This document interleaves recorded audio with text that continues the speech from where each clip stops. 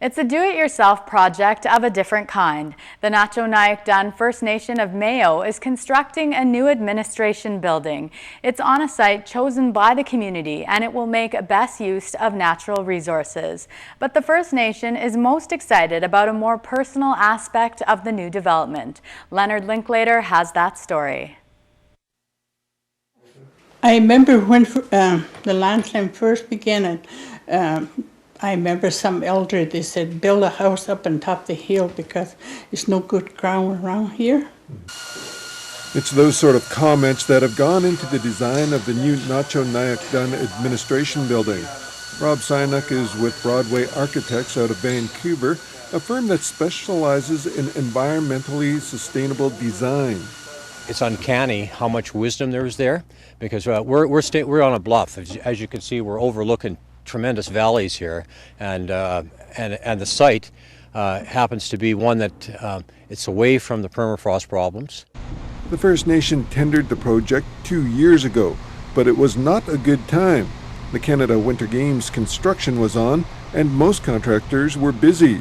The First Nation got one bid for $10.5 million, $3 million more than it wanted to spend. That left it with some tough decisions. We had to sit around and start planning on if we wanted to do this building and complete it, that there was another option that we would have to look at. And what we came up with was self-construction. Basically, the First Nation would be the general contractor. It went in with some ideals. It wanted to use as much local labor as possible, to hire local companies, and it wanted to have as little impact on the environment as possible. The shape is respecting your cardinal directions and following tracking the sun. So that's one thing. And then there's a number of things just in terms of the insulation values and the way we're using truss roof as local materials and local labor. It's self-construction. The design is incorporating a district services plan. That basically means the infrastructure is there so it can be easily added onto.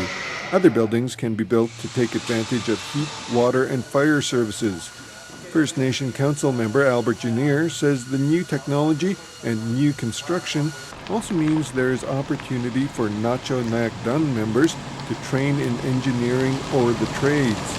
Ingenuity was the name of the game, I think, back in the day. If you needed something, you simply had to build it or you'd go without. And nowadays with technology, you find everybody needs to be educated and trained, and this is a good example of First Nations providing themselves with opportunity to broaden their expertise of their own citizenship. It also proved to the First Nation that it can take on a big project and succeed. Construction of the building began in June and is now closed to the weather.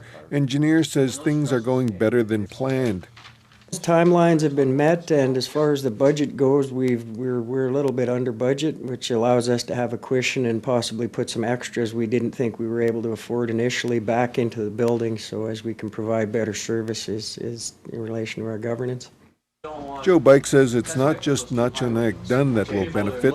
He says other First Nations are interested in the project. I'm sure if we're successful, they'll be all asking us how it was done and probably be willing to take on their projects themselves, and that's what we hope. Leonard Linklater, CBC News, Mayo.